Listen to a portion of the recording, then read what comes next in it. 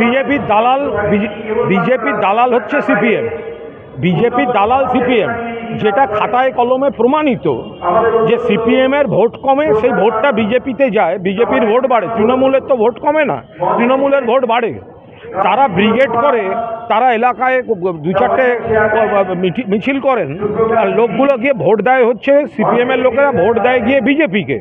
তো এইসব বড় বড় কথা না বলে এই করতে গিয়ে শূন্যে গেছে। মোহাম্মদ সেলিম এই রাজনীতি করতে গিয়ে শূন্যে গেছে। আর উনি তো নিজে পছন্দ করে কেন্দ্র ধরে ও নিজের সুবিধা মতো, আমি বাকিটা ডিটেল বলছি না, নিজের সুবিধা মতো জায়গায় ভোটে দাঁড়াতে যায় আর গোহারা হেরে আসে। ওর মুখে সব বড় বড় কথা মানায় না। পাশাপাশি আজকে সমাবেশ থেকে বললেন কে কি খাবে সেটা ঠিক করে সেটা আমরা সবাই বিরোধিতা করছি। বিজেপির বিরুদ্ধে লড়ছে কে? বিজেপির বিরুদ্ধে তো তৃণমূল লড়ছে, মমতা ব্যানার্জি লড়ছে। তো সেটা কি মোহাম্মদ সেলিমের কাছ থেকে জ্ঞান শুনবো? যখন বাংলায় ভোট আসবে তখন সিপিএম কংগ্রেসের সঙ্গে হাত মিলিয়ে বিজেপি বিরোধী ভোট কেটে বিজেপির সুবিধা করে দেওয়ার জন্য লড়বে।